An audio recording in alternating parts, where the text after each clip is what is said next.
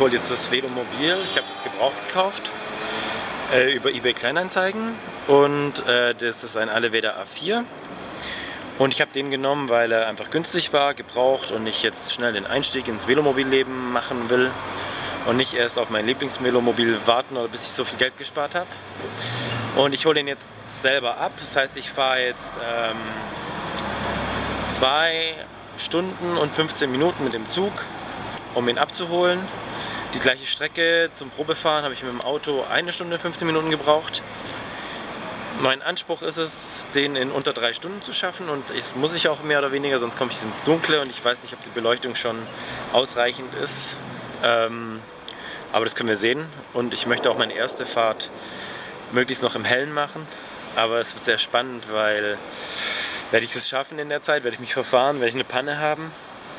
Ich bin sehr gespannt. Hier könnt ihr übrigens mein selbstgemachtes Velomobil-T-Shirt sehen.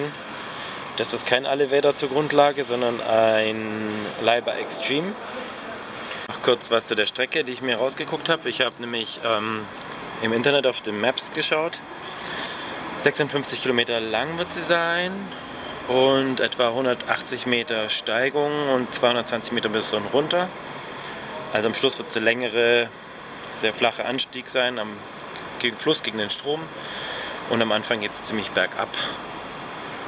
Mal gespannt, wie das wird mit diesem Alleveda und ob die Bremsen reichen und ob ich wirklich schneller bin als mit dem Fahrrad, so viel schneller.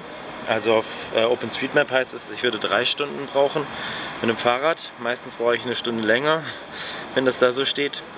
Ich hoffe, ich schaffe es vielleicht sogar in Zugzeit in 2 Stunden. Wer weiß, wer weiß, wer weiß. 56 Kilometer to go. Ist ja das gute Stück.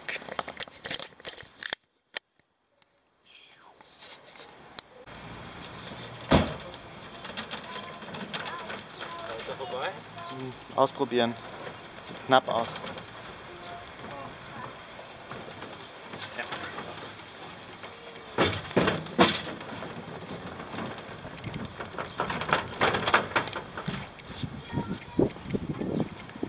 Du fährst am besten hierher und kannst besser einsteigen. Ich gerade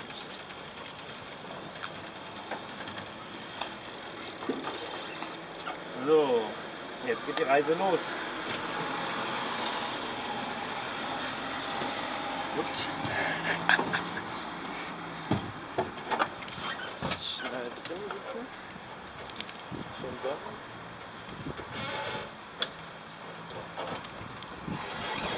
Das kann ich lösen.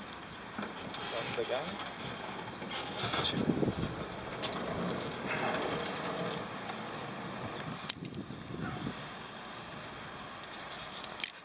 So, jetzt bin ich auf dem Radweg, gleich mal vom Fahren.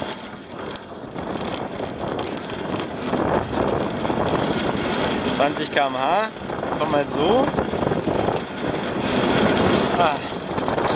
Leicht bergauf heißt schon anstrengend. Aber auch hier kann man Geschwindigkeiten erreichen.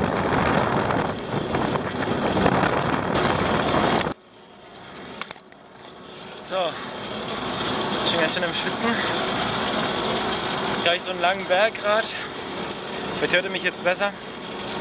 Und ich fahre mit voller Unterstützung mit meinem kleinen 250 Watt Motor. Schauen wir hier schön Landschaft hinten. Und seht hier, Fahrt 13. Es ist nicht sehr steil, aber steil genug. Vor allem, wenn man ein 35 Kilo schweres Velomobil fährt und wenn es die erste Fahrt ist und die Liegeradmuskeln noch nicht aktiviert sind, weil ich bis jetzt nur mit dem Aufrechtfahrrad gefahren bin. Aber jetzt geht es wieder bergab und ich mache den Motor aus. Leistungsvergleich mit dem Fahrrad. Beide 30. Bremst ein bisschen.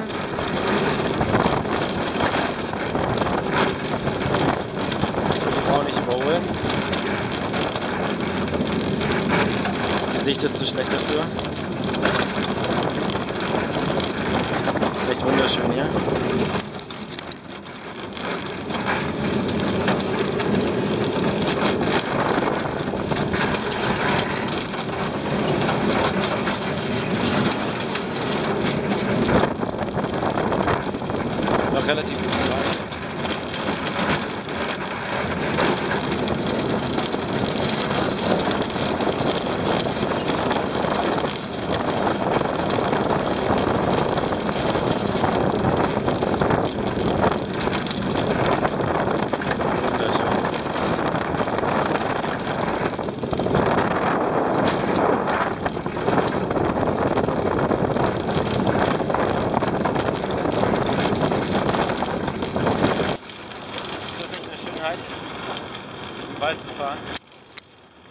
Ja.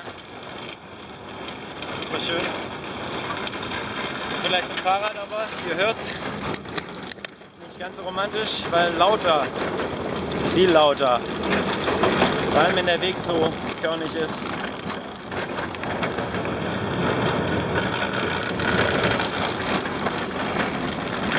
Aber schöner als mit dem Auto, allemal. Jetzt geht es einen relativ steilen Berg hoch. Die elektrische Unterstützung ist an, hat volle Pulle. Da sieht man schon, der erste Strich vom Akku ist schon weg. Nach Hälfte durch, habe ich vielleicht nicht ganz, 15 Kilometern.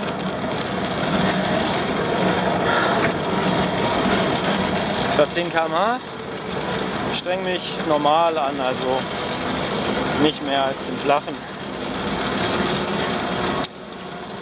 Aber es stimmt schon, dass Akkus oft nicht so toll sind, wie man denkt.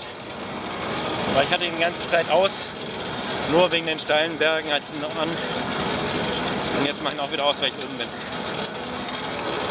So, wird langsam knapp, wird langsam dunkel. Ich fahre gerade einen geraden Weg und guck mal, wie ich beschleunigen kann. Ich komme jetzt ziemlich schnell auf 30 km/h, aber dann geht es langsam voran. Und dann muss man schon wieder bremsen. So, jetzt die Sonne ist schon bald untergehen. Es müsste 9:15 sein. Sonnenuntergang sollte 20 nach sein. Ich bin noch schätzungsweise 15 Kilometer entfernt von meinem Ziel. Das heißt, ich werde im Dunkeln fahren müssen nachher. Ich bin ganz schön schlapp. Nicht so schlapp im Sinne von konditionsschlapp, sondern meine Beine tun mir einfach weh, weil ich diese Liegeradposition nicht gewohnt bin. Und ich fahre jetzt so sanft den Neckar aufwärts, den Fluss, und komme, das Gefühl hat, im Flachen komme ich schon auf 35 so, jetzt eher so auf 25, 30 km/h. Schade, ich dachte, ich sei schneller. Also ich merke schon, der Allewerder ist sicher nicht das schnellste Velomobil, irgendwann kommt die Grenze, wo man mit der Kraft nicht mehr weiterkommt. Bergab geht noch einiges, aber so im Flachen würde ich sagen, ist 40 bei einem untrainierten Fahrer definitiv Schluss. Jetzt muss ich hier diese Brücke.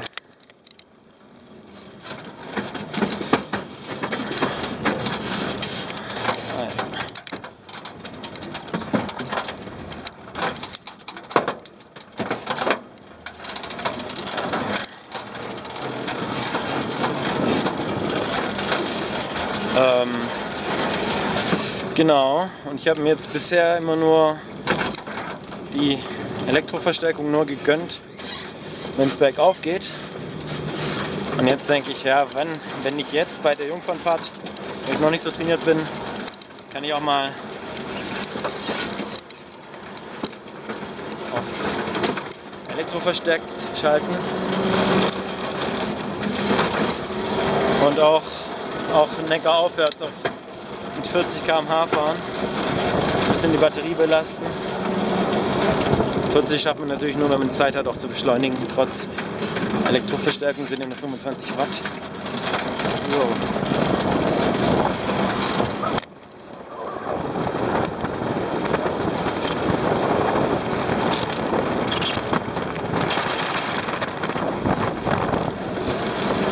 Leicht bergauf. Besagten Knieschmerzen waren sie auch leicht bemerkbar. Muss ich gucken, dass ich eine andere Tretkurbel reinmache. Und bergab.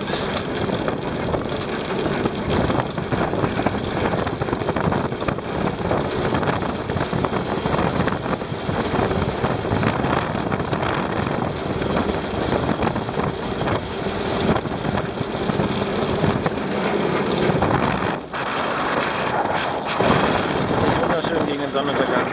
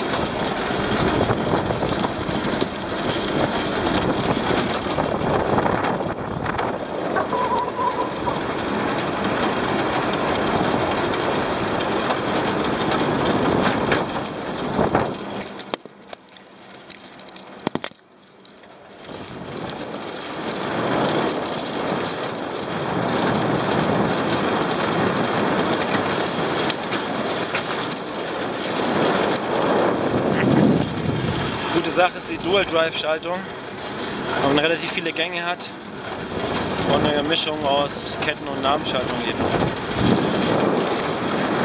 Macht Spaß. Die Windschnittigkeit, auch wenn es einiges besser ist als im normalen Fahrrad, aber ich kann mir vorstellen, dass es hier vergleichbar ist mit einem Rennrad, wie windschnittig das ist. Weil ich habe das Gefühl, auch bei gewissen Geschwindigkeiten stehen zu bleiben. Der Vorteil ist dann natürlich die Allwetterfähigkeit und der enorme Platz hier drin. Ich kann ja mein ganzes Zeug hinten rein bunkern.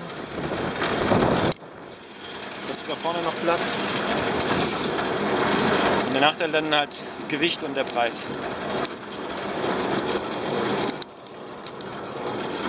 Ein Ding ist, dass die Velomobile relativ breit sind. Hier kommt man diesen Radweg an. 2 Velomobile würden da definitiv nicht hinpassen. Und selbst ein Fahrrad muss sich ein bisschen knapp machen, wenn es mir entgegenkommt. Ist kein Problem, geht auf jeden Fall. Ich muss jetzt nicht auf die Straße. Aber ist schon ein Thema.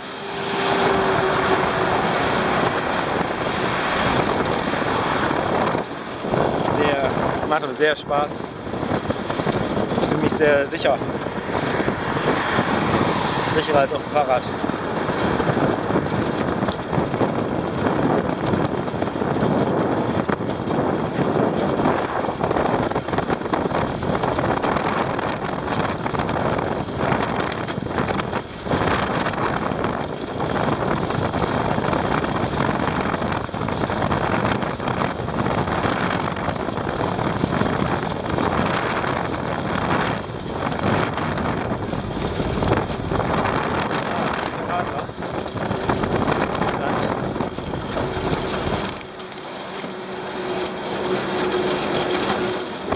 Fairness haben wir mal eine Elektrounterstützung aus. Und wahrscheinlich auch schon beide in der Weide wie ich. Zweite Fernvergleichssituation. Das ist schon, aber schenkt uns schon ganz schön weh. 1,5 Stunden oder Pause fahren. Und okay, sind noch 2 ältere Radler. Glaube ich. So die Oberfitten.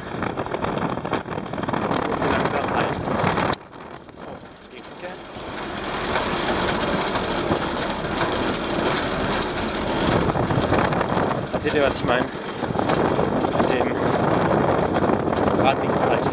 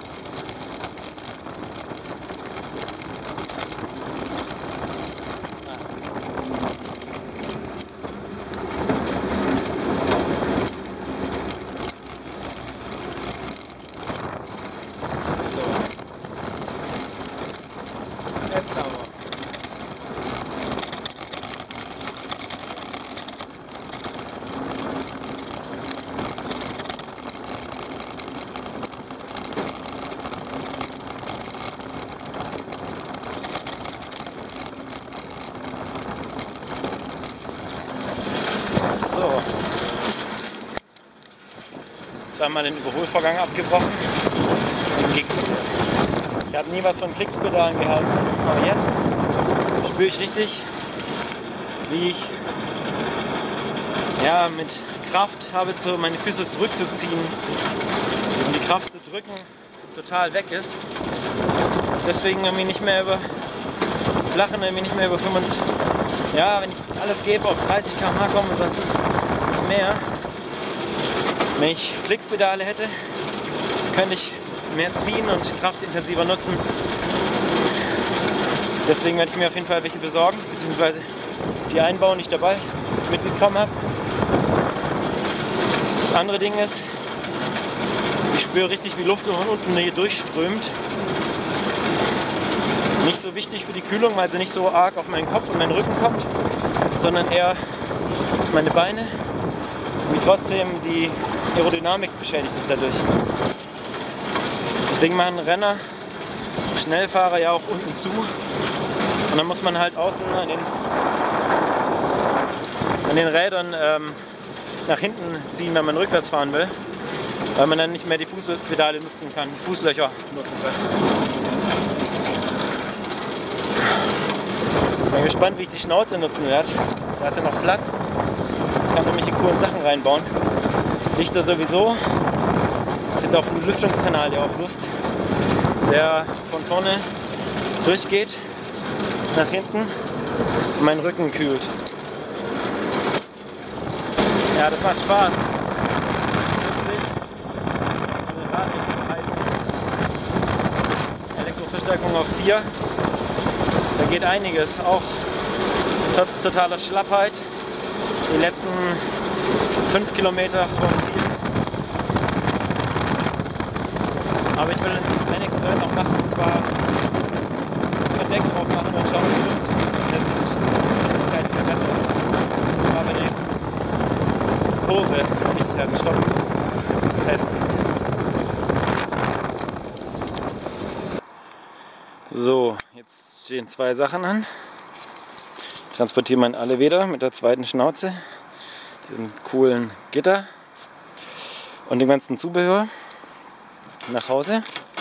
55 Kilometer Tour, alles dabei, das Dach, das ich gerade nicht brauche. Und die letzten 5 Kilometer stehen noch an und jetzt möchte ich testen, einerseits Licht anmachen, weil es langsam dämmert und zweitens testen, wie die Haube wirkt aerodynamisch. Drin. Hab ich hier so.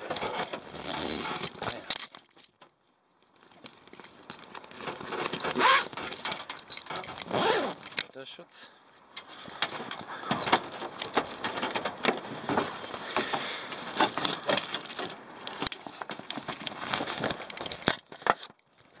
So, jetzt mit Plane fahren.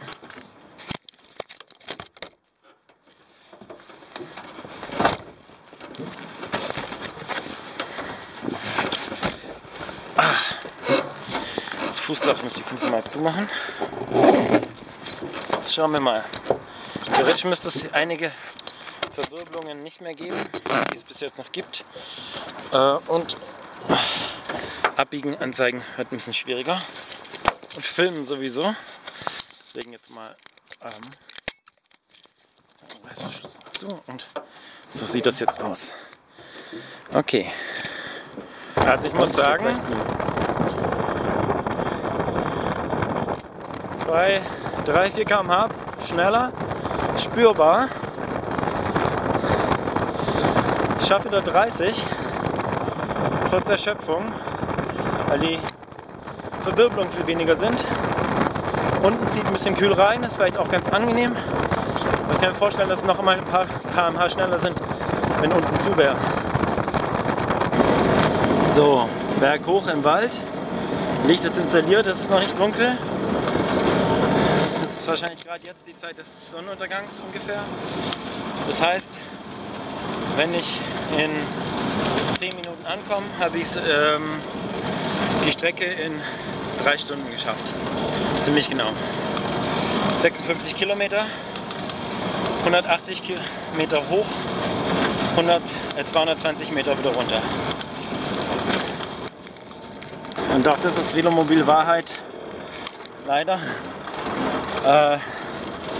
Einen relativ steilen Berg. Halt 6 km/h hoch. Ich habe die Elektrounterstützung ausgemacht. Der Akku schon fast alle ist. Und so geht man einige Meter eben minimal. Geschwindigkeit geschafft. Es ist noch nicht dunkel. Wie ihr seht, fast.